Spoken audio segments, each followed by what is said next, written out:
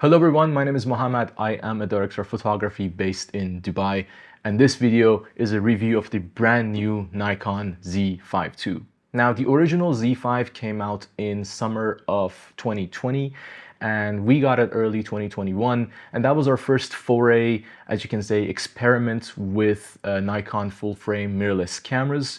And as you can see, the experiment went well because we fully switched over to Nikon. We got a Z8 right after that, and then Z6III when that came out. We currently have two Z6IIIs and a Z8 that we use as our main cameras. Now, full disclosure, I am a Nikon ambassador and videography instructor. I've been working with Nikon Middle East and Africa for the past year. However, this video is entirely my own opinion and basically my story with Nikon Z5 and now Z5II. The original Z5 was an entry-level full-frame camera from Nikon, and it was in all essence a very entry-level camera. It had incredible image quality, but there were shortcomings that you had to basically deal with in order to get that image quality. At the time, it was a very different industry and very different field, so the compromises that you had to put up with were more tolerable than they are today in 2025. For example, the Z5 had really slow autofocus. That was its main weakness. It had really slow continuous shooting and a slow buffer as well. It had really good build quality, and it had dual SD cards plus IBIS, which at the time the entry-level cameras either didn't give you IBIS or they didn't have dual SD cards. So in that sense, it was a complete package. However, like I said, the compromises you just had to put up with. There was no other way around it. But now in 2025, the Z5II is finally here. Is it a worthy upgrade to the Z5? Short answer in the last week of that I've been testing this is yes. So let's start with build quality. This thing is very reminiscent of the Z6III. It is smaller than a Z6III in a sense that when you first pick it up, you're like, oh, this is really lightweight. It feels good. So like at first, because it is lightweight, when you pick it up, it's a good thing. But then when you start shooting with it a long time, especially with bigger, heavier lenses, you start to appreciate the little bit of weight and the little bit of like extra room that you have for your pinky on the grip that the Z6III offers. Other than that, the button layout is identical to the Z6III.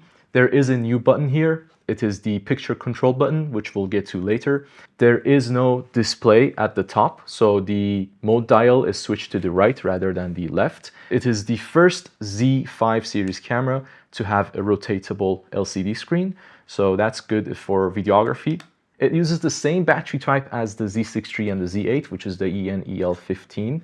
However, it only has two dual SD cards rather than a CF Express, and I'll get to that later as well. And on the side, we don't have a full HDMI port, even though we have the space for it. Overall, the build quality is pretty nice. It is what you come to expect from Nikon, especially after their new design style with the Z6III, which kind of carried over to the Z5II and now with the Z5II. The Z5II now has the Z6II or the ZF's sensor. It is a 24 megapixels backside illuminated sensor. It is not fully stacked or partially stacked, so rolling shutter will be an issue you need to look out for. But because it is not the partially stacked sensor of the Z6III, there are benefits to low light and dynamic range of the sensor as compared to the Z6III, which I'll get to later. This now sports the XP7 processor, which was introduced in the Z9 and then Z8 and Z6III and basically all cameras since then. So it has all the autofocus capabilities of Z9 and Z8 and Z6III. So I took it to shoot a drifting event here in Dubai, both photography and videography, and I relied solely on the autofocus capabilities and car tracking that this camera has, and it did really, really well. As you can see in this footage, it tracks the cars pretty nicely, and even when it loses the cars, when they get pretty small in the frame, it still autofocuses accurately. And this performance continued and did not slow down or become less accurate when the sun went down and they turn on the lights. So you can rely on the Z5II to give you pretty accurate and fast autofocus. One more thing to add is that the Z5II now has the same EVF as the Z6III, which is a 3.69 million dot EVF, and it has 3000 nits of brightness. The resolution is not the greatest, but the brightness makes up for it. It is one of the nicest EVFs that I've ever used. Now let's get to the button which I talked about before, this image control button.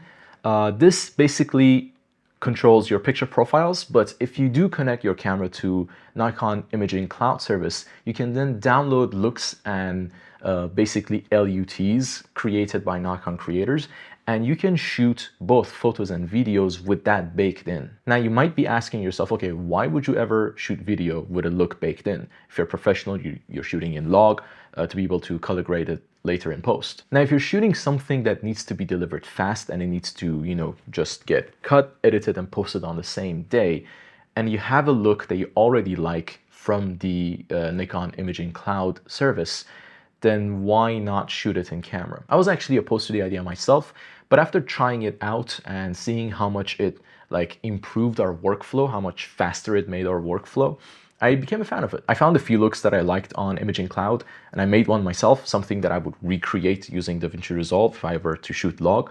So now that I have that baked in for social media projects, like something that you're just going to shoot and deliver the same day, it is a really, really nice feature to have. On the photography side, you now have 11 frames per second with mechanical shutter and up to 30 frames per second if you're shooting JPEGs with electronic shutter. And in my testing, the buffer has kept up. Now again, because this is an older sensor from the Z6II, if you're using electronic shutter, you need to be careful with your lines. Now let's get to video and one of the features that actually really surprised me about the Z5II. So the Z5II can shoot up to 4K 60 frames per second. It does 4K up to 30 with the entire width of the sensor. 4K 60, there's going to be a 1.5 times crop. It supports H.264, H.265 10-bit with N-Log, but it also supports NRAW. But the way it does NRAW is a little bit weird because it does 4K up to 30 frames per second in NRAW, but it uses the full width of the sensor to get only 4K.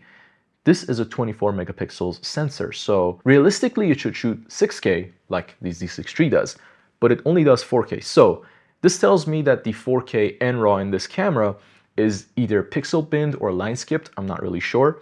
But let's take a look at the results, the differences between H.265 and NRAW in 4K 30. Taking a deeper look into the NRAW videos coming out of the Z5II confirms my suspicions, which is that the image is not oversampled, it is line skipped. Meaning you get a softer image as compared to the H.265, which is oversampled from 6K, and no amount of post-sharpening is going to get you an image that can match the clarity and the detail of the H.265. This means you have a choice here. If you do require 12-bit footage for heavy color grading or VFX work, you have the option of shooting NRAW and taking an image quality hit. But if you don't and 10-bit 420 is good enough for your needs, you will get beautiful oversampled 4K video. If you do want a native 4K resolution in NRAW, you will have to go into the DX crop mode. However, to my eyes, the line skip 4K and the native resolution 4K seem very similar. And now I'm going to get to the low-light benefits and advantages of the Z5II compared to the Z6III. So let's take a look at this segment. So comparing the noise levels of the Z5II with the Z6III. This is an H.265, 4K 30, N-Log,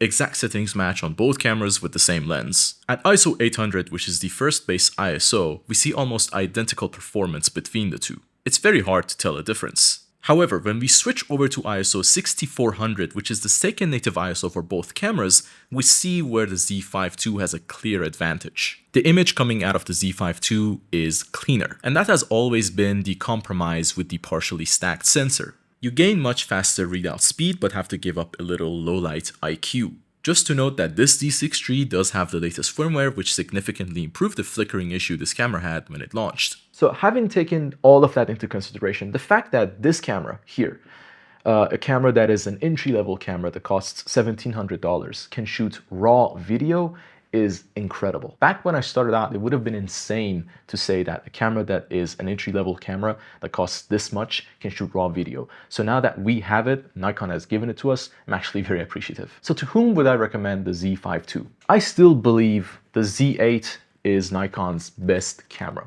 However, this is an expensive camera and it has very specialized features. So if you need those features and you have the budget, get the Z8. If you don't have a budget for a Z8, then your choice is between the Z6III or the Z5II. The advantages of the Z6III is that partially stacked sensor that gives you full frame 6K up to 60 frames per second. So if you're shooting sports, action, any sort of high energy scenario, this will be a much better choice because of that low rolling shutter. And if you need full width 4K 60, this is the option to go with. But if you're not shooting action and you don't need that 6K, then actually the Z5II is a great alternative. It is a fantastic B cam to the Z6 III and the Z8.